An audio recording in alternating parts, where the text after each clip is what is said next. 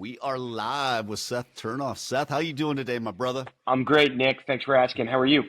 I'm doing great. So let me Good. just say, first off, I'm super jealous. Not only are you an agency owner, but you are a mustache owner, a drummer in a punk rock band. I don't know where you find the time. You are a Renaissance man. You're making us all look bad. Could you You just slow got it down all a little wrong, bit? but you making me sound really cool. I'm a recovering drummer, so I don't do that much anymore. But the other stuff you got absolutely spot on. That's awesome. So, hey, would you mind just giving the audience a little background, who you are? I am very excited to dive in what you're doing at Custom Medical Marketing. So, I want to hear a little bit about that, how that all got going. Sure. So who I am, my name is Seth Turnoff. Hi, nice to see you. I live in South Florida with my wife and toddler maniac son and puppy who just turned 1. I am a patient acquisition specialist. I started CMM about 5, maybe 6 years ago with a partner, and and we drive ideal patient visits for specialty medical practices. That's who I am now. Got into this by chance. Like, Accident? Yep, like all of isn't it? us. Isn't it like some of the best stuff just happens? I think that you have to remove the blinders. You have to be open to an opportunity, but also know what it is you want to do, what you're good at, being able to use your inherent strengths, and just like kind of plug them in so it works like this instead of like that. Like that's never going to work. Um, so I don't know, Nick. What do you want? You want the backstory of CMM first? Well, yeah, tell me about the problem. So, you talked about your passions, what you're good at. You brought something to the table. And I'm assuming you work with mid-sized medical groups, Yes. orthopods, Yep. dermatologists, trying to get more patients within the door that are the most profitable to them. So obviously there was a problem there. Can you kind of walk through what you were seeing in the market and like, hey, I know you're trying to put me out of business. Searchless marketing, I don't like that a lot, but I like know. I know. And I here's the deal. It says a lot about you as a person who wants to lean in and kind of learn more because like I don't have a lot of friends like you who excel in search. That is kind of like this, but I think that look, I believe that first of all, I know that I'm not trying to put anyone out of business. Two, in order to have an effective marketing strategy, it takes a number of components and elements and putting them all together so they're all working in concert together. There is not one silver bullet that will get the job done. And so when yes.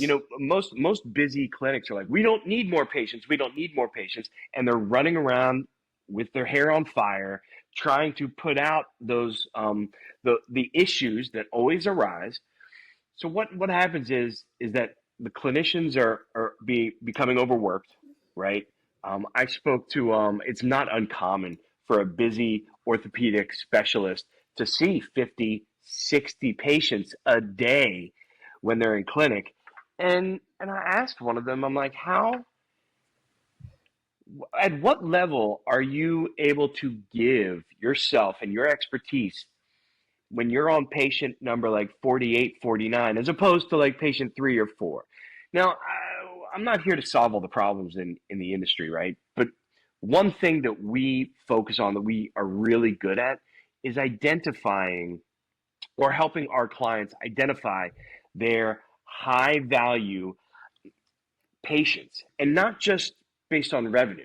Like what as a specialist, what are you really really good at that not only can you excel at and treat your patients accordingly, but that gives you clinical satisfaction. That are cases Mm, that like patients that respect you and your time, that are compliant with the direction you're giving them, because it's not just like the easy button. You don't just like push button and, mm. and you're fixed. Like the patient has some responsibility and ownership as well.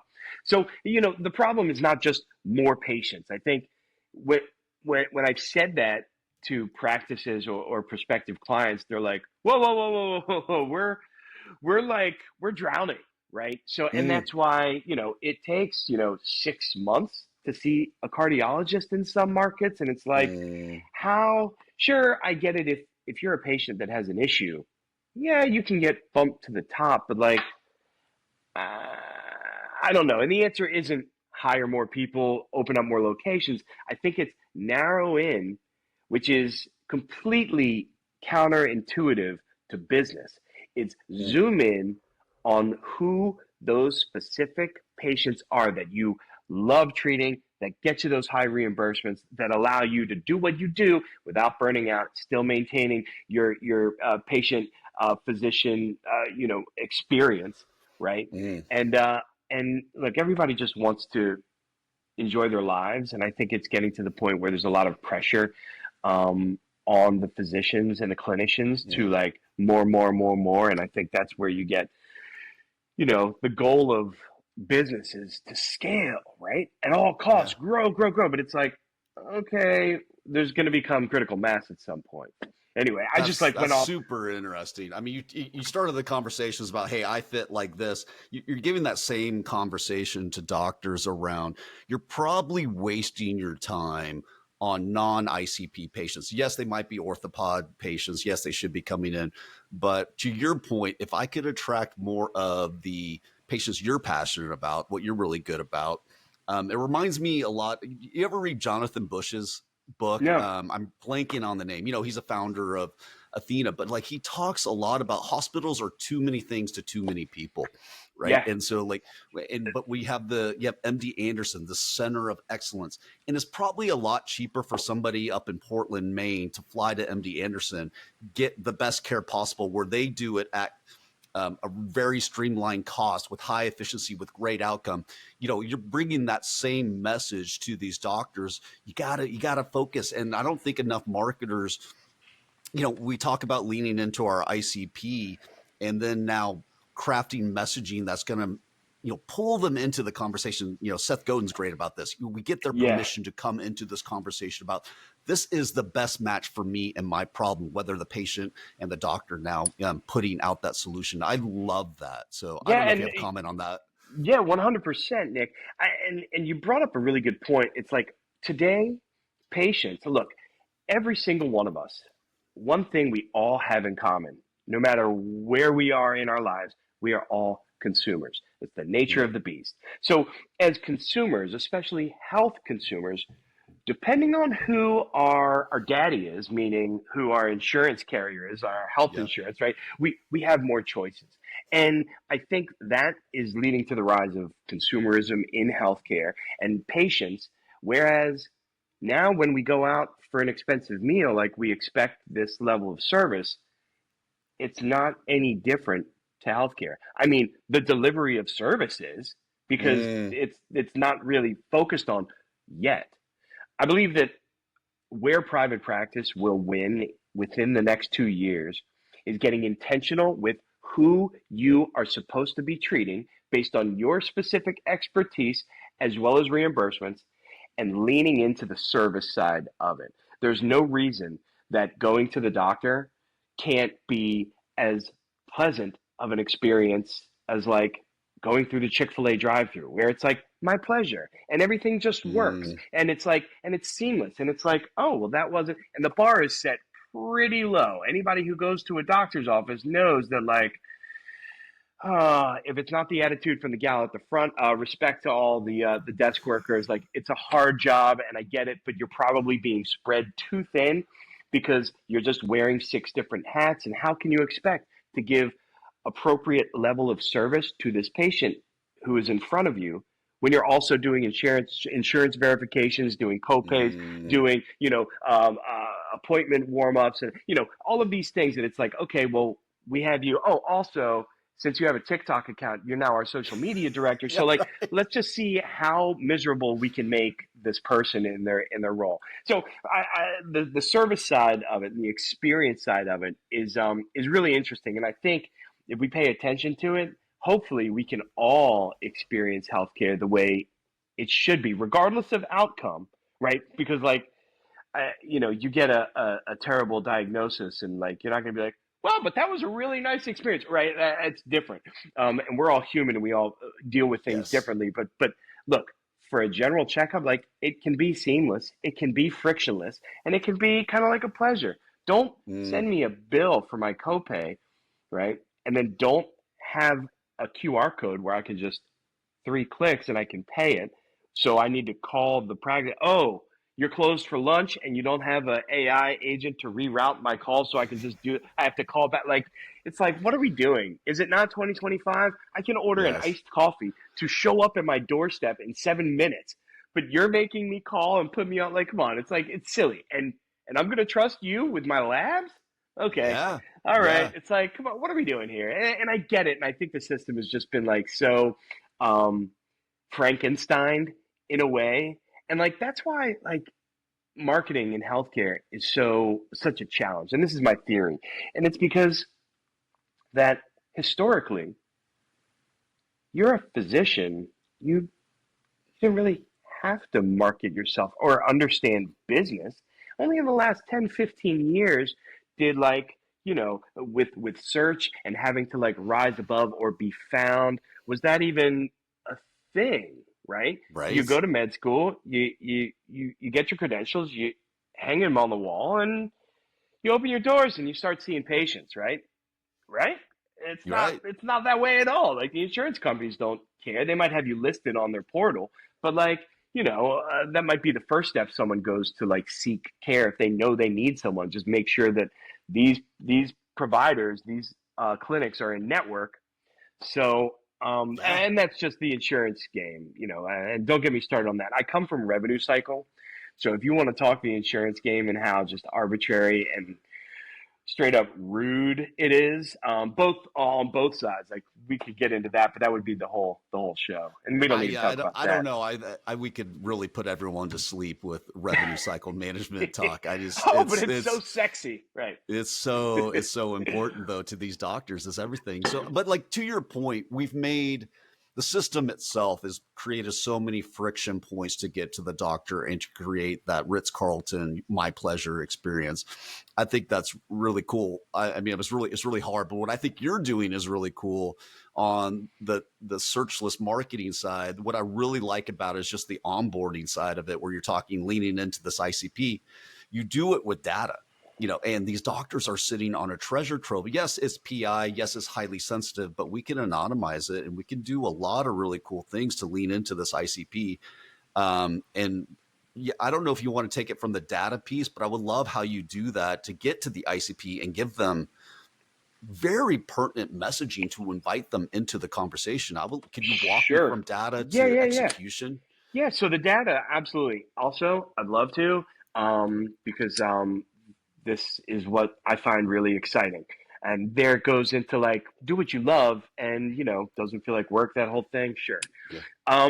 So when you talk about data, the data that we're using is consumer data. It's all Mm-hmm. opt-in, compliant consumer data given to us by the people in our audiences. Mm-hmm. We all exist digitally, right? Whether you like it or not, there's, very few people who can truly say that they do not have a digital footprint. Mm-hmm. So anytime you go online and you give your information, whether it's to a browser, to a portal, or you download an app, you're clicking the terms and conditions.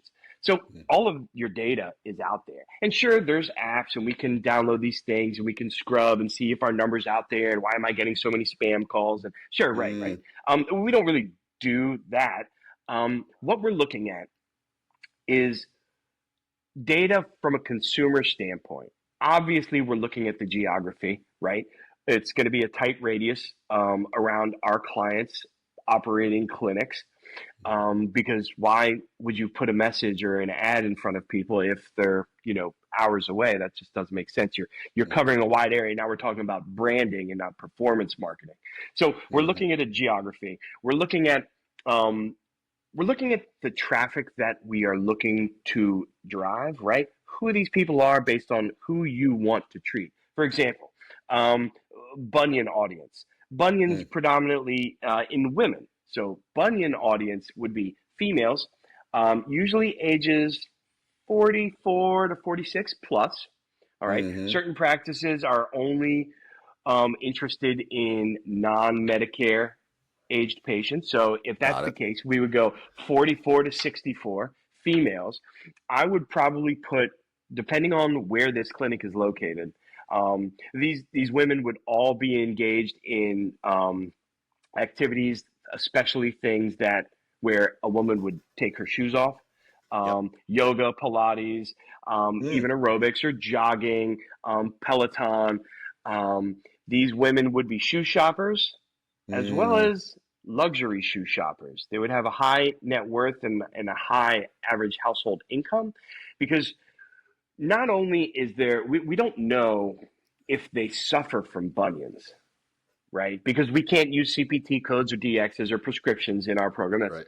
kind of a big no-no. But we Right. can look at their consumer data and infer, paint a picture that if there's a woman who fits this persona, right? Shoe shopper, luxury Hmm. shoe shopper, maybe belongs to a tennis or a yacht club, right? A little more resources, like, and she has this closet full of expensive shoes. What's worse than just the pain in your foot, but Mm, having all these shoes and not being able to wear them because they hurt even more.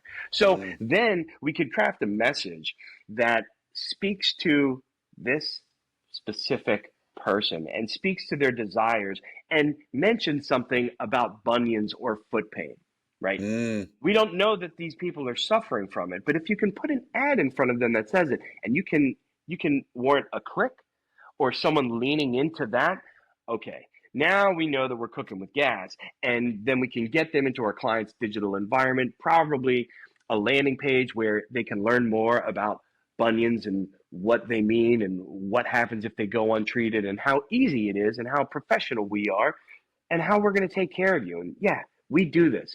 And we're also right down the road.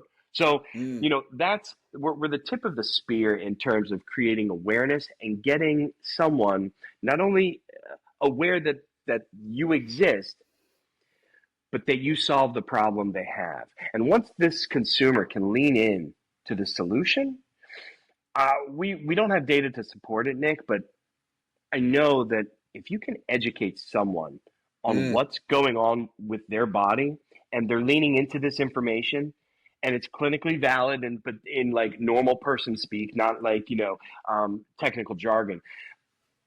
Once that person is ready to pick up the phone and get care, you're going to be on that list because you've educated them. You've shown them something. You've established this trust among your audience. And like, first of all, it's really hard to establish trust if yep. they're not interested, right? People aren't Yeah. just scrolling content that like doesn't relate to them, right? So in order to establish the trust, they have to be interested in what you're putting in front of them. And once you can do that, then you've got them in your environment and you're going to be an option for them outside of search. Now, the Searchless thing, we're using data that we can put ads directly in front of these people without them searching for anything. Hmm. I'm sure that there's people in our audiences that we're reaching with these ads that remember that there's a place or remember the doctor's name and like just get so they do perform a search and like so look it all has to work together. Just because we set up a patient journey in a particular order and fashion never means they're going to follow it. You know that. Like we can set it Right. all Right. up and Yeah. there's There's jumping lots of here, paths to going here and victory. like Yeah. right and like cookies and trackers that, you can't really use legally in healthcare. But like, so what is it if a person goes and opens up another browser and goes to your site there? Like that renders these tracking capability things invalid. So look, Mm, and I think we Frankensteined um, healthcare marketing to the point where it's like there's almost too much. There's almost too much, and you need to have someone to do it because you're a skilled physician who should be treating your patients, right? And that doesn't mean you can't figure this out. And like the whole trope that like physicians are bad at business, like I'm sick of it, I'm over it. Because if you can pass organic chemistry, like you can do anything you want, right? Let's just be yeah. honest, you know? Yeah, it's just like So with anything. If you're good at being a doctor, you probably could figure out being good at business. And the good business ones, they just those are the ones that are growing typically anyway. But to exactly. your point, like is healthcare marketing too much? I remember when HIMSS was just one convention center. Now it's two. Right? Yeah. It's just like Yeah. it is. Sure. Just the technology is overwhelming. One other question I want to go back to. So when you say the data that they opt into, you're also correlating this with data that's for, I mean, I hate saying this, but that is for sale. I mean, everything about my house, my zip code, down to my mailbox basically is for sale. Like my credit score, how many cars I own, how many kids are probably in this household, how many bedrooms. There's a lot just about me. So if you wanted to put a ad on my app or one of these channels, that's the gist, right? That's the gist, exactly. Now, look, I want to be clear. We don't buy lists, right? The data is Mm-hmm. ours. It is obtained through compliant sources Mm-hmm. that we can show a paper trail if we ever needed to. Um, and it just comes down to, look, when you're dealing with data, certain things will become invalid due to um, a lot of different factors, right? You could move, right? And Yeah. so now Yeah. we just lost all that address data or Mm-hmm. anything relevant to your household because you don't live there anymore. Um, Things like, are you a cyclist, right? Those things probably don't change. But if you're Mm, no longer in the geography that we're looking for, like you're probably not going to be in our audience. So, and that comes down to the PI, like the anonymity of it all. Like we don't know who the people in our audiences are. We just know they fit the persona, right? So mm, we've zoomed out and just have the attributes, both demographic and psychographic, that we deterministically link to a person, but we don't know who that person is, right? At least on the front end. So when we're talking about putting the right information in front of the right person at the right time in the right channel, that's the formula. yeah, yeah. And you and I have talked about this with our mutual friend, Supreet Patel, is that if it's the right message to the right audience, I mean, they're going to give you that data because they have a problem to fix, whether it's a bunion or I actually have a, chronic disease that I'm willing to give up some information to get the help I need if the other party seems very credible. And that's really important to your model, I'm assuming. 100%. Like you can't expect people to engage with an ad if there's no trust. And I think we're seeing it a lot now that um, we're not a creative shop, but we do create the ads for our clients unless they Mm-hmm. have them already that have been battle tested and that Right. work. How Um, often? How often is that though? Seriously. I would probably say like maybe 1 in 5 Okay, has that's more than I like thought. Yeah, has a 20%. has done some things, and they're coming to us for our access to a certain population that they're really trying to reach directly. So Mm, it makes sense. And look, we've seen great ads. We've also seen some terrible ads. We've run campaigns to sites that I think are trash. That mm, I would not spend too much time on the site because it looks like 2015, the internet 2015, and like that's lifetimes when we're talking about the mm, span of the internet. But the campaigns work, and I think it's because the brand or the clinic has already established themselves in the market they serve, right? So we're not mm, introducing anything to the audience, we're just showing them the solution at the right time, right? And so part of our the magic of our program is the frequency play, right? Because mm. what is it like psychologically? We need to see something like 8 times for it to like register or something. I like to think for our programs it's a little less, only because the audience that's seeing these ads are highly likely to find it relevant. But still, we don't know where these patients are in their pain cycle. Our ads might reach someone who is in our total joint campaign for a client and their pain's at a 2 or a 3. They're not searching the internet looking for solutions. Their Mm. daily life isn't impacted by their pain. It's just annoying, and they'll take some NSAIDs and they'll rice and they'll get on with their life. But it's only when it becomes a 6, 7, 8, or 9 or 10 or greater, then they need to know where to go. And when Mm. you know people tend to not play the search game if they already know who to call and get an appointment with, right? So then Yeah. it's just like you've got them. Now it's on the clinic side, right? Because sales and marketing can only work together if the marketing works and the sales works, right? So that when marketing hands off a potential patient to sales, that sales does their job effectively as well, and you don't suffer from a leaky funnel and just bad customer experience causing someone to be Yes. like, well, I've been on hold with your stupid IVR for 7 minutes. Like, I know there's somewhere else I can go. Click, and you lost them just due to a bad process.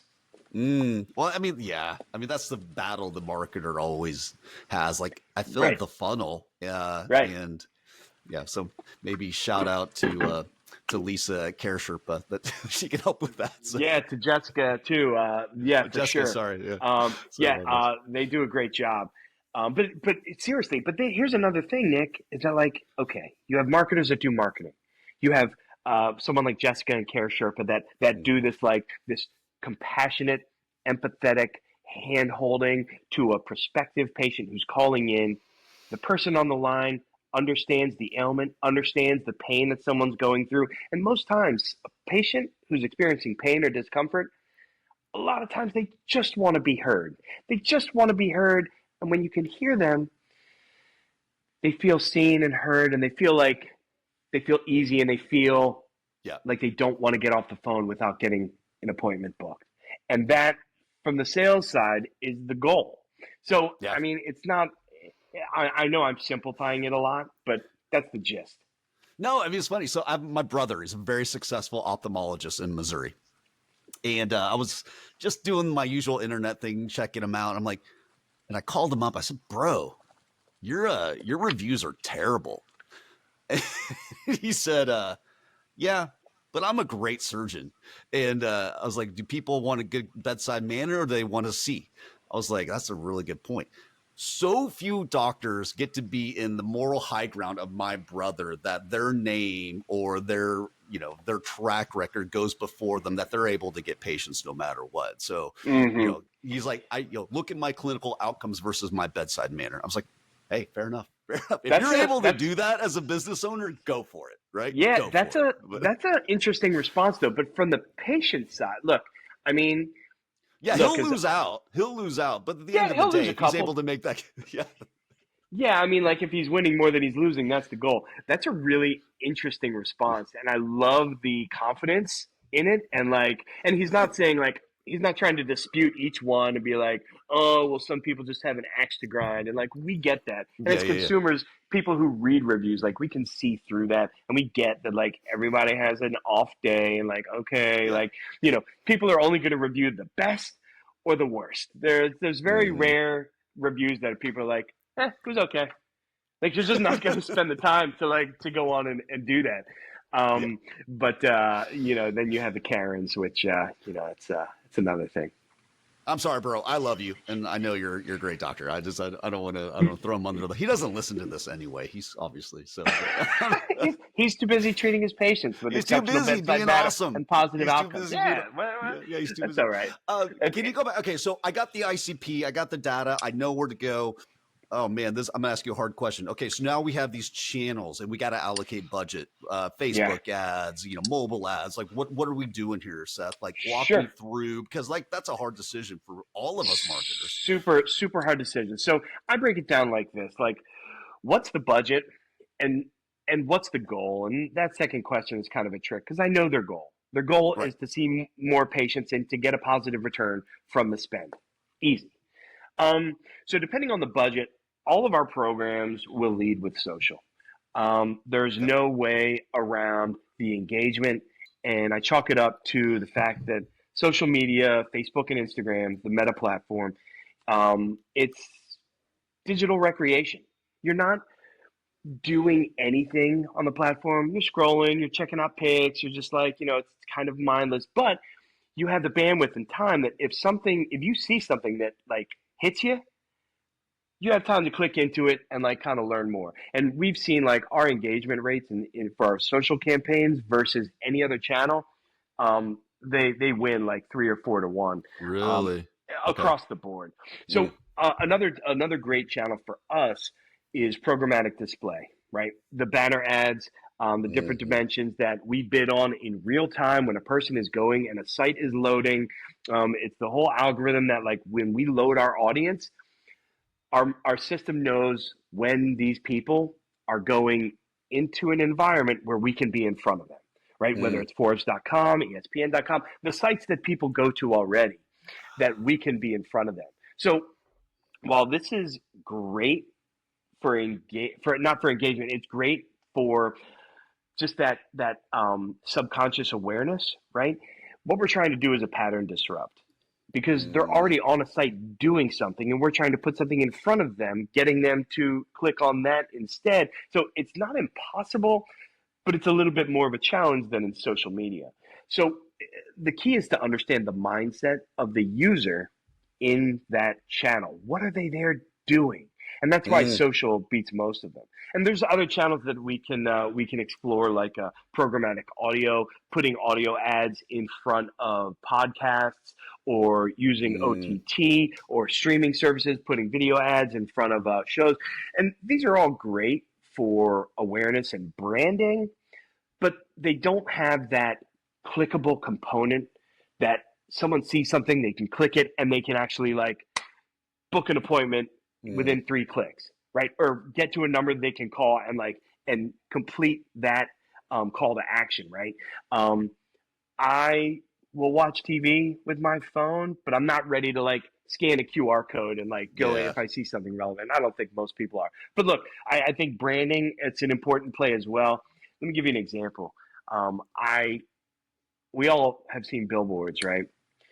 One of our clients, I learned early on working with them that they were spending like $4,000 or $5,000 a month on billboards, and I was like, I was completely incensed. I'm like, what are they doing? Like, that's so crazy. There's no attribution. Like, what? And they had the billboards strategically placed on either side of town and the thoroughfares with the highways, and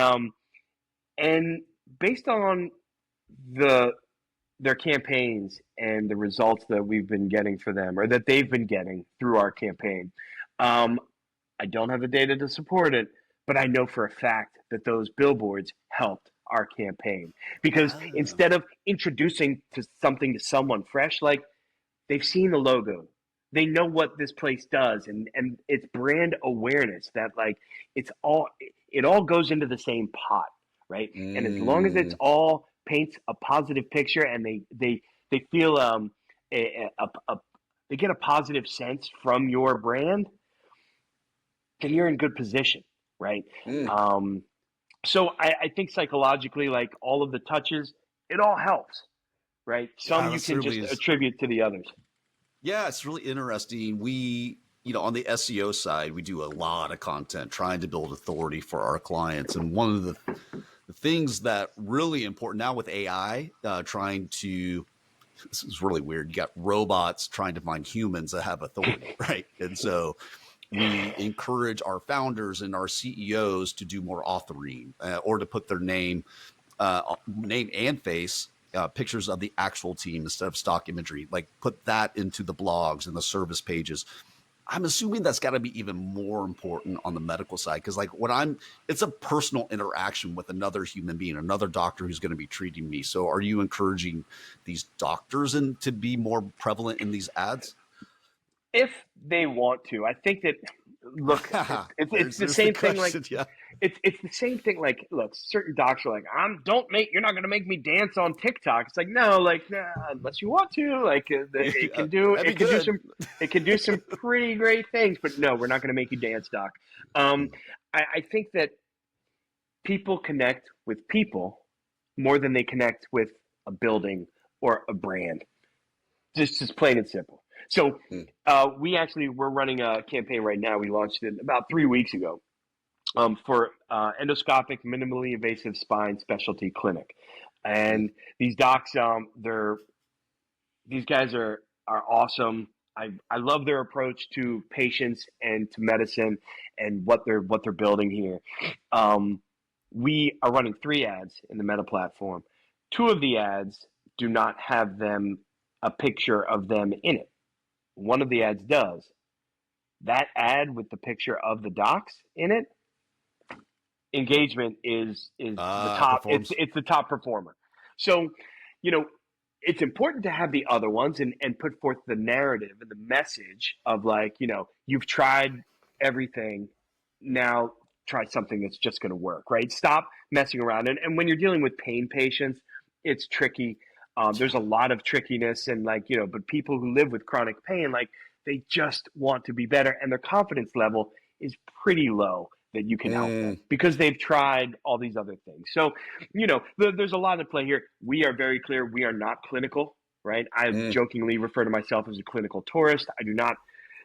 That's not my world. I'm much more comfortable here with the nerds in the business office. It feels safer to me for some reason, right? Yeah. Probably because I couldn't pass organic chemistry and had no desire to. So no one likes blood and pus. I mean, yeah, do. you're right. Some do. It's funny. I'm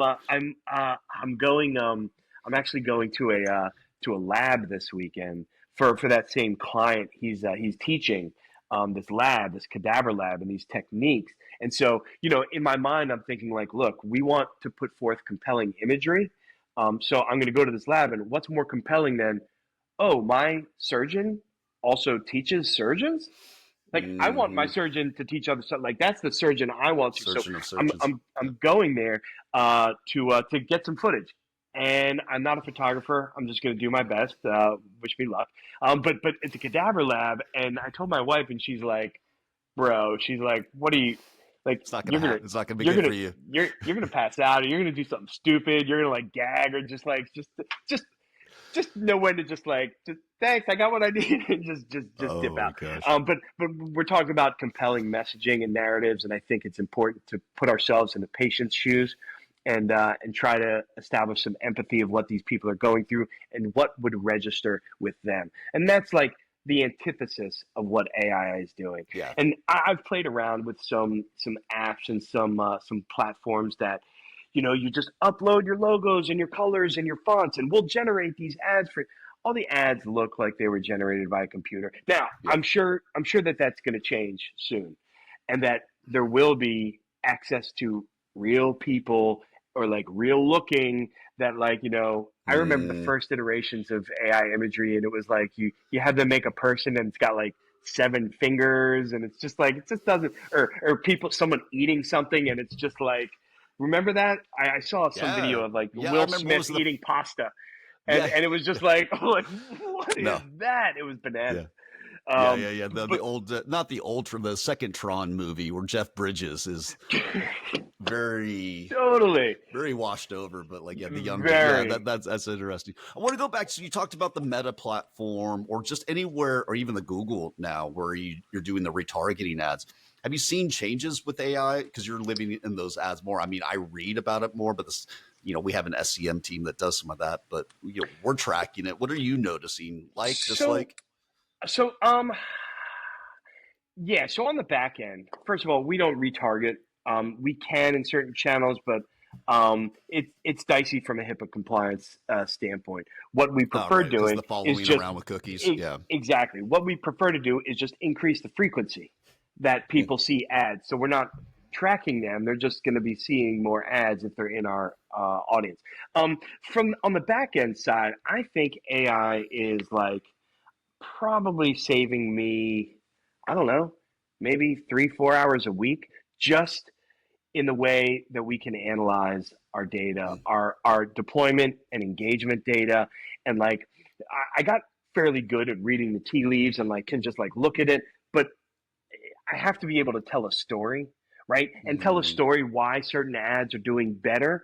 And that helps me clientele a little better, because like, we're not a set it and forget it. We're not going to push a button and launch your campaign and just like, yep, we'll be back to you in 6 weeks and let you know how it goes. Like, we're in there constantly refining and iterating based on performance.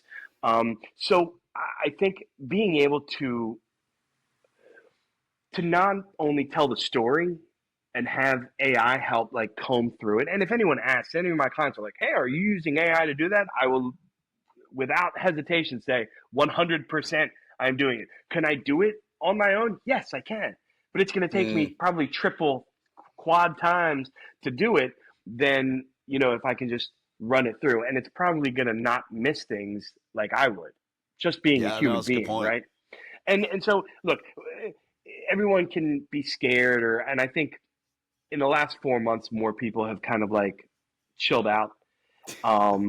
in terms of like it's going to make some jobs obsolete, but it's also going to be a useful tool to those who know how to use it properly. And I don't think AI will be able to. Well, man, Here's what I was gonna say, and here I'm gonna tell you why this statement's gonna bite me in the ass.